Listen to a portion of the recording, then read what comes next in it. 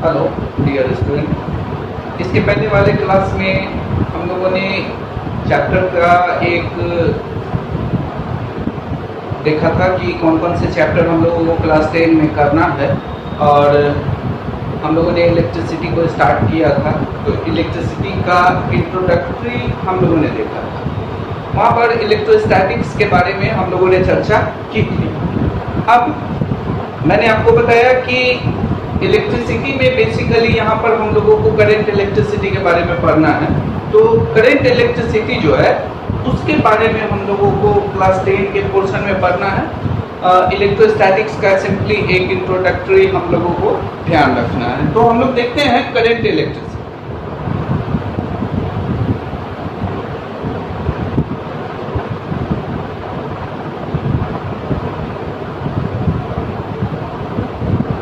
मैंने शुरू में ही आपको बताया था कि इलेक्ट्रिसिटी के दो ब्रांच हैं, एक इलेक्ट्रोस्टैटिक्स है और दूसरा करंट इलेक्ट्रिसिटी है। तो करंट इलेक्ट्रिसिटी का ऐसा ब्रांच होता है जहां पर चार्ज पार्टिकल जो होता है वो मोशन में होता है। तो चार्ज पार्टिकल मोशन में यहाँ होता है, मोशन में चार्ज पार्टिकल आएगा क्यों? There must be some reason होना चाहिए कि ये चार्ज पार्टिकल क्या। चार्ज पार्टिकल तो हर जगह है, everywhere, every atom consist the charge particle like the electrons and the protons. Negatively charge particle electron and positively charge particle proton. तो चार्ज पार्टिकल तो एवरीवेयर है क्योंकि ये इलेक्ट्रॉन और प्रोटॉन एवरीवेयर है। जितने भी मैटर है सारे मैटर में होता है। तो चार्ज पार्टिकल है, लेकिन वो चार्ज पार्टिकल मोशन में कैसे आएगा? चार्ज पार्टिकल को मोशन में आने के लिए जो रीजन है वो रीजन होता है पोटेंशियल डिफरेंस। जब तक पोटेंशियल डिफरेंस नहीं होगा तब तक चार्ज पार्टिकल मोशन में नहीं आएगा। अब ये जो पोटेंशियल डिफरेंस है वो चार्ज पार्टिकल को मोशन में कैसे लाता है, इसको हम लोग दूसरे एग्जांपल से जरा समझते हैं। सपोज करो कि वाटर का दो लेवल है, एक हायर लेवल है और दूसरा लोअर लेवल है।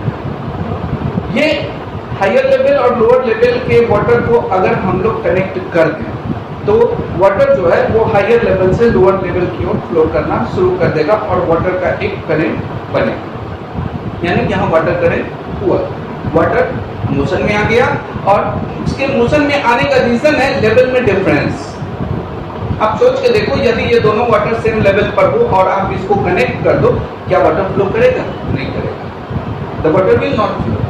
तो लेवल में डिफरेंस होने से वाटर फ्लो करता है और वाटर का करंट बनता है। सिमिलरली कहीं का प्रेशर हाई है, कहीं का प्रेशर लो है, the air starts moving from higher pressure to lower pressure. अगर दो जगह का सेम प्रेशर रहे तो एयर का वहां पर मूवमेंट नहीं होता। तो एयर जो मोशन में आता है, एयर करंट जो बनता है, उस एयर करंट का रीजन होता है प्रेशर में डिफरेंस।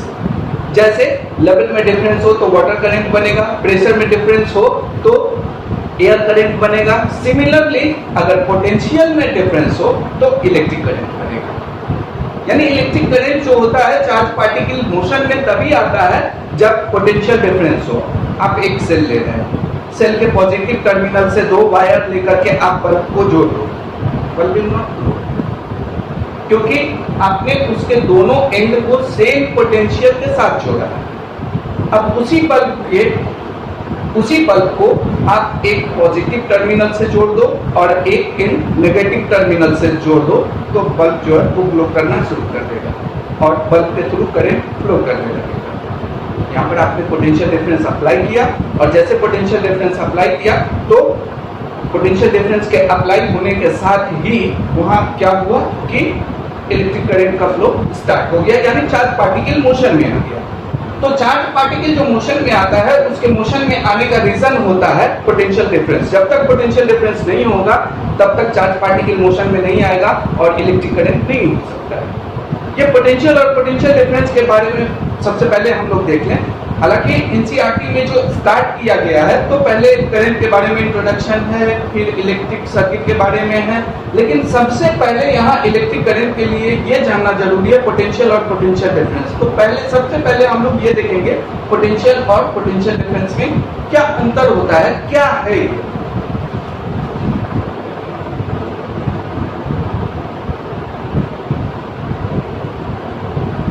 पोटेंशियल। पोटेंशियल को हम लोग डिफाइन कैसे करते हैं? पोटेंशियल के लिए एकदम सिंपल सा चीज है, बहुत आसानी से आप इसको समझ सकते हो। Unit positive charge, unit positive charge का मतलब हुआ 1 coulomb positive charge. Unit positive charge, तो अगर आप 1 कूलम पॉजिटिव चार्ज को इंफिनिटी से किसी पॉइंट तक ले जाते हो, सपोज करो आप पॉइंट ए तक ला रहे हो, तो ये अपने आप नहीं आएगा। इस यूनिट पॉजिटिव चार्ज को इंफिनिटी से किसी पॉइंट तक लाने में आपको वर्क करना पड़ेगा। अपने ग्रेविटेशन वर्क क्लास 9 के चैप्टर में आपने वहां पर पढ़ा था वर्क एनर्जी पावर में कि work is said to be done if a force is applied and the object get displaced. तो यहाँ पर आप यूनिट पॉजिटिव चार्ज को इंफिनिटी से किसी पॉइंट तक ला रहे हो, आप किसी ऑब्जेक्ट को एक जगह से दूसरी जगह तक ले जा रहे हो, तो आप फोर्स भी अप्लाई करते हो और डिस्प्लेस भी करते हो, तो वर्क होता है। सिमिलरली यूनिट पॉजिटिव चार्ज को आप इंफिनिटी से किसी पॉइंट तक ला रहे हो, तो इंफिनिटी से किसी पॉइंट तक लाने में आपको वर्क करना पड़ेगा। ठीक है, तो यहाँ जितना भी वर्क किया जाएगा, इस वर्क को हम लोग इस पॉइंट का पोटेंशियल कहेंगे। Potential denoted by V। The potential of A, VA, will be the work done in bringing the unit positive charge from infinity to a point. Very simple definition. बहुत ही आसान से आप इसको समझ सकते हो। एक जैसे लैंग्वेज लिखना है वैसे लिखो। लिखना क्या है वो कंसीडर करो कि यूनिट पॉजिटिव चार्ज को इंफिनिटी से किसी पॉइंट तक लाना है, और यूनिट पॉजिटिव चार्ज को इंफिनिटी से किसी पॉइंट तक लाने में जितना वर्क आप करते हो, उस वर्क को उस पॉइंट का पोटेंशियल कहते हैं। अब डेफिनेशन में इसको कैसे डालते हैं देखिए बहुत आसानी से। Potential of a point is the work done in bringing the unit positive charge from infinity to that point. Very simple. इसको दूसरे लैंग्वेज में भी आप लिख सकते हो। The work done in bringing the unit positive charge from infinity to a point is called the potential of that point. तो potential को ऐसे हम लोग डिफाइन करते हैं। Potential of a point is the work done in bringing the unit positive charge from infinity to that point. इसी unit positive charge को infinity से हम दूसरे पॉइंट बी तक ले जा रहे हैं, बी तक ले जा रहे हैं। सेम अमाउंट ऑफ वर्क होगा? नहीं, क्योंकि डिस्प्लेसमेंट ज्यादा हो रहा है। ज्यादा हो रहा है तो वर्क डन भी ज्यादा करना पड़ेगा। तो इसी यूनिट पॉजिटिव चार्ज को हम लोग इंफिनिटी से पॉइंट बी तक ले जाते हैं, तो इसमें भी यहाँ हमको वर्क करना पड़ेगा। ये दोनों वर्क का वैल्यू सेम नहीं होगा, क्योंकि दोनों पॉइंट अलग अलग है। यहाँ डिस्प्लेसमेंट कुछ और है, यहाँ डिस्प्लेसमेंट कुछ और है। तो इस यूनिट पॉजिटिव चार्ज को इंफिनिटी से पॉइंट बी तक ले जाने में जितना वर्क हम लोगों ने किया, उस वर्क को इस पॉइंट का पोटेंशियल कहेंगे VB, यानी potential of the point B। अब potential of the point A और potential of the point B same नहीं होगा, क्योंकि इस दोनों पॉइंट तक ले जाने में यूनिट पॉजिटिव चार्ज को अलग अलग वर्क करना पड़ा है। आप सपोज करो कि इस यूनिट पॉजिटिव चार्ज को इंफिनिटी से इस पॉइंट तक लाने में आपने 5 जूल वर्क किया, तो इस पॉइंट का पोटेंशियल 5 वोल्ट हो जाएगा। इसी यूनिट पॉजिटिव चार्ज को आप इंफिनिटी से पॉइंट बी तक ले जाने में जो वर्क कर रहे हो, उस वर्क का वैल्यू ज्यादा होगा, क्योंकि डिस्प्लेसमेंट ज्यादा है। तो सपोज करो कि यहाँ आपने 7 जूल वर्क किया, तो इस पॉइंट बी का पोटेंशियल 7 वोल्ट हो जाएगा। अब ये दोनों पोटेंशियल अलग अलग है, सेम पोटेंशियल नहीं है। यहाँ पोटेंशियल में डिफरेंस है। एक पॉइंट का पोटेंशियल 5 वोल्ट है, दूसरे पॉइंट का पोटेंशियल 7 वोल्ट है। तो ये दोनों पोटेंशियल में अंतर है। इस दोनों पोटेंशियल में जो अंतर होता है, इस दोनों पोटेंशियल में जो डिफरेंस होता है, इसी को हम लोग बोलते हैं पोटेंशियल डिफरेंस। और यहाँ जो पोटेंशियल डिफरेंस है, इस पॉइंट का पोटेंशियल 5 वोल्ट, इस पॉइंट का पोटेंशियल 7 वोल्ट, तो पोटेंशियल डिफरेंस यहाँ हो जाएगा 7 - 5 यानी कि 2 वोल्ट। और जैसे पोटेंशियल डिफरेंस बना, आप किसी कंडक्टिंग वायर से इन दोनों पोटेंशियल को कनेक्ट कर दो, the charge particle will start flowing from higher potential to lower potential. और जैसे चार्ज पार्टिकल यहाँ मोशन में आया, इलेक्ट्रिक करंट प्रोड्यूस हो गया। तो इलेक्ट्रिक करंट होने के लिए चार्ज पार्टिकल को मोशन में आना होगा और मोशन में तब आएगा जब पोटेंशियल डिफरेंस हो। तो यहाँ जो पोटेंशियल डिफरेंस बना उसी पोटेंशियल डिफरेंस के कारण चार्ज पार्टिकल मोशन में आया और इसके मोशन में आने के कारण यहाँ करंट प्रोड्यूस हुआ। पोटेंशियल डिफरेंस को डिफाइन कैसे करें? यहाँ आप यूनिट पॉजिटिव चार्ज को इस पॉइंट तक लाए तो आपने वर्क किया 5 जूल। इस यूनिट पॉजिटिव चार्ज को आप पॉइंट बी तक ले गए तो यहाँ आपने वर्क किया 7 जूल। अब आप सोच करके देखो उसी यूनिट पॉजिटिव चार्ज को इस पॉइंट से इस पॉइंट तक आप लाओगे तो कितना वर्क डन होगा? यहाँ तक लाने में 7 जूल, यहाँ तक लाने में 5 जूल, तो यहाँ आने के बाद इसमें 5 जूल तो वर्क रहेगा ही, यानी यहाँ से यहाँ तक आने में ये कितना वर्क करना पड़ेगा? सिर्फ 2 जूल। और इसीलिए इस दोनों पॉइंट के बीच का पोटेंशियल डिफरेंस 2 वोल्ट है। अब पोटेंशियल डिफरेंस को हम लोग कैसे डिफाइन करें? Potential difference is defined as the work done in bringing the unit positive charge from one potential to another potential. बिल्कुल सिंपल है, बहुत आसान है। Potential difference between 2 point is defined as the work done in bringing the unit positive charge from one potential to another potential। और potential difference इन दोनों का unit volt होता है। सो अब हम लोग पोटेंशियल के लिए डेफिनेशन तो हम लोग समझ लिए, अब इसके लिए फार्मूला कैसे डिराइव करें? सपोज करो कि आप क्यू कूलम चार्ज को इंफिनिटी से किसी पॉइंट तक ला रहे हो और आपने W जूल वर्क किया। इस क्यू कूलम चार्ज के लिए आपने W जूल वर्क किया, ठीक है? हमको इस पॉइंट का पोटेंशियल निकालना है। तो मैंने आपको डेफिनेशन में बताया कि एक कूलम चार्ज के लिए जितना वर्क डन किया जाता है उसको हम लोग उस पॉइंट का पोटेंशियल कहते हैं। यहाँ Q कूलम चार्ज के लिए कितना वर्क डन किया गया? W joule. एक कूलम चार्ज के लिए कितना वर्क डन होगा? W by Q। और एक कूलम चार्ज के लिए जितना वर्क डन किया जाता है उसी को हम लोग उस पॉइंट का पोटेंशियल कहते हैं, V, यानी V is equal to W by Q। This is the formula for the calculation of the potential। V is equal to W by Q। अब पोटेंशियल, किसी पॉइंट का पोटेंशियल जो है वो 1 वोल्ट का हो। 1 वोल्ट पोटेंशियल को डिफाइन करने के लिए तो फार्मूला जो हम लोगों ने डिराइव किया पोटेंशियल के लिए V is equal to W by Q। अब 1 वोल्ट पोटेंशियल को डिफाइन करने के लिए पूछा जाता है तो 1 वोल्ट पोटेंशियल को हम लोग कैसे डिफाइन करें? इस V is equal to W by Q, इस V का वैल्यू हमको कितना लाना है? 1। और V का वैल्यू 1 लाने के लिए ये W 1 होना चाहिए, यानी 1 joule. W means work done, तो वर्क डन कितना होना चाहिए? 1 जूल। चार्ज ये भी 1 कूलम होना चाहिए। तो ऐसे सिचुएशन में अगर W 1 जूल हो, Q 1 कूलम हो तो V इज इक्वल टू क्या हो जाएगा? 1/1 यानी कि 1 वोल्ट। अब बिल्कुल आसान सा डेफिनेशन है इसका। 1 volt will be the potential of that point. किसी भी पॉइंट का पोटेंशियल 1 वोल्ट तब होगा जब 1 जूल वर्क किया जाए एक कूलम चार्ज को इंफिनिटी से उस पॉइंट तक लाने में, यानी 1 volt will be the potential of that point to which if 1 coulomb charge is bring from infinity to that point। अगर 1 कूलम चार्ज को इंफिनिटी से किसी पॉइंट तक लाने में 1 जूल वर्क किया जाता है तो उस पॉइंट का पोटेंशियल 1 वोल्ट होगा। बिल्कुल आसान सा डेफिनेशन है। ये 1 वोल्ट को डिफाइन करने के लिए हम लोगों को रटना नहीं है, इसके फार्मूला में सिर्फ 1 कर देना तो बहुत आसानी से हम इसको डिफाइन कर सकते हैं। 1 volt will be the potential of the point if 1 joule of the work is done in bringing the 1 coulomb charge to that point। कहां से?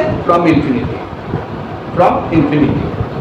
तो इस तरह से ये पोटेंशियल का। अब पोटेंशियल डिफरेंस को भी डिफाइन करने के लिए बोलता है define 1 volt potential difference. Suppose करो कि इस पॉइंट का पोटेंशियल 6 वोल्ट है और इस पॉइंट का पोटेंशियल 5 वोल्ट है, तो इस दोनों के बीच का पोटेंशियल डिफरेंस कितना हो गया? 1 वोल्ट। और 1 वोल्ट पोटेंशियल डिफरेंस हो गया, इसका मतलब 1 कूलम चार्ज को इस पोटेंशियल से इस पोटेंशियल तक लाने में कितना वर्क डन करना पड़ेगा? 1 जूल। बस ये डेफिनेशन में लिखना है कि 1 joule will be the 1 volt will be the potential difference between 2 point 1 volt will be the potential difference between 2 points if 1 joule of the work is done in bringing the 1 coulomb charge from one potential to another potential। एक potential से दूसरे potential तक 1 coulomb charge को ले जाने में अगर 1 joule work करना पड़ रहा है तो उन दोनों के बीच का पोटेंशियल डिफरेंस 1 वोल्ट होगा। ये पोटेंशियल और पोटेंशियल डिफरेंस है। पोटेंशियल और पोटेंशियल डिफरेंस में कहीं किसी भी तरह का कोई कंफ्यूजन नहीं होना चाहिए। अब आइए, जो हमने आपको बताया था कि चैप्टर के स्टार्ट में इलेक्ट्रिक करंट के बारे में बताया गया है, तो वहां पर एक चीज हम लोगों को जानना जरूरी है। बहुत अच्छे से लिखा गया है एनसीईआरटी में, conventional direction of current. Conventional direction of current क्या होता है, उसके बाद थोड़ा सा हम लोग इलेक्ट्रिक करंट के डेफिनेशन के बारे में पढ़ेंगे, फिर हम लोग इलेक्ट्रिक सर्किट के बारे में पढ़ेंगे। तो ये 2-3 छोटा टॉपिक है जिसको हम लोग देख लेते हैं, फिर वापस से हम लोग अपने पोटेंशियल डिफरेंस को लेते हुए ओम्स लॉ में एंटर करेंगे।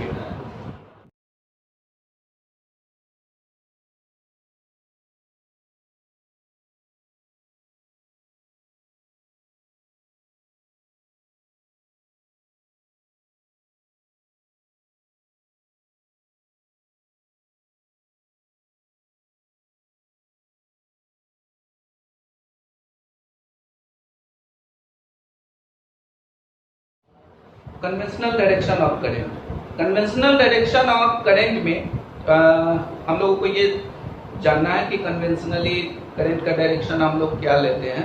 तो जिस समय इलेक्ट्रिसिटी डिस्कवर हुआ था, हम लोग ऐसा मानते थे कि इलेक्ट्रिक करंट में पॉजिटिव चार्ज का फ्लो होता है and the positively charge particle flows from positive terminal to negative terminal. So the direction of current was also taken from positive to negative. But now we know that in electric current the electron flows and the electron flows from negative terminal to positive terminal. तो अगर शुरू के हिसाब से हम लोग देखें तो करंट का डायरेक्शन, चार्ज पार्टिकल के फ्लो का डायरेक्शन यानी कि पॉजिटिव टू नेगेटिव, और अभी जो हम लोगों को जानकारी हो गई है कि इलेक्ट्रिक करंट जो होता है उसमें इलेक्ट्रॉन का फ्लो होता है, वो तो नेगेटिव टर्मिनल से पॉजिटिव टर्मिनल की ओर फ्लो करता है। तो अगर हम करंट के डायरेक्शन को बदले तो पुराना कंसेप्ट हमको पूरा का पूरा बदलना पड़ जाएगा। इसलिए हम लोगों ने कन्वेंशन बनाया और कन्वेंशन ये बनाया कि इलेक्ट्रॉन के फ्लो का जो डायरेक्शन होता है उसका अपोजिट हम लोग करंट के फ्लो का डायरेक्शन लेंगे। So conventionally the direction of current is taken opposite to the direction of flow of electrons. The electron flows from negative terminal to positive terminal, whereas the direction of current is taken from positive terminal to negative terminal. So conventional direction of current में हम लोगों को इतना ध्यान रखना है कि electron के फ्लो का जो डायरेक्शन होता है उसका अपोजिट हम लोग करंट का डायरेक्शन लेते हैं। ये कन्वेंशनल डायरेक्शन ऑफ करंट है। इलेक्ट्रिक करंट को हम लोग डिफाइन कैसे करते हैं? इलेक्ट्रिक करंट में आप जानते हो कि चार्ज पार्टिकल जो होता है वो फ्लो करता है।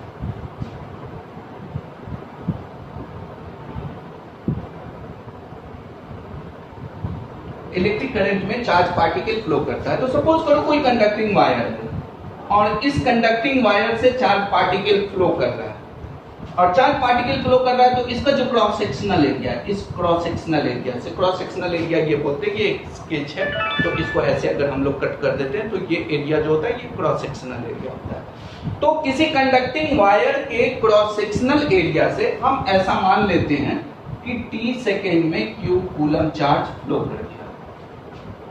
Q coulomb charge flows through the cross sectional area in t second. अब करंट को डिफाइन करने के लिए ये देखना होता है कि यूनिट टाइम में कितना चार्ज फ्लो कर गया। यहाँ हम लोग देख रहे हैं कि t सेकेंड में Q कूलम चार्ज फ्लो कर रहा है। तो 1 सेकेंड यूनिट टाइम, 1 सेकेंड में कितना चार्ज फ्लो करेगा? Q by t। और यूनिट टाइम में जितना चार्ज किसी को, इलेक्ट्रिक करंट को जो हम लोग डिफाइन करने जा रहे हैं उस इलेक्ट्रिक करंट के लिए किसी कंडक्टिंग वायर के क्रॉस सेक्शनल एरिया से t सेकेंड में q कूलम चार्ज फ्लो कर जाना है। अब t सेकेंड में q कूलम चार्ज फ्लो कर रहा है तो यूनिट टाइम यानी कि 1 सेकेंड में यहाँ चार्ज फ्लो करेगा q बाई t, और किसी कंडक्टिंग वायर के क्रॉस सेक्शनल एरिया से यूनिट टाइम में जितना चार्ज फ्लो कर जाता है उसी को हम लोग इलेक्ट्रिक करंट कहते हैं। तो ये इलेक्ट्रिक करंट हो जाएगा इससे आई। The electric current is defined as the amount of charge flowing through the cross-sectional area of a conducting wire in unit time. इसको दूसरे डेफिनेशन में भी हम लोग लिख सकते हैं। फिजिक्स में यूनिट टाइम के लिए एक वर्ड हम लोग इस्तेमाल करते हैं, rate. So electric current is also defined as the rate of flow of charges. Rate का क्या मतलब हो गया कि यूनिट टाइम में कितना चार्ज फ्लो कर गया। तो यूनिट टाइम में amount of charge flowing through the cross sectional area लिखें या rate of flow of charges लिखें। I, this I will be equal to Q by T. I is equal to Q by T. अब यहाँ भी unit का जो concept है, definition है, वो डेफिनेशन फिर हम लोग यहाँ भी इस्तेमाल करेंगे कि आई का वैल्यू 1 एम्पियर कब हो। The unit of the current is ampere.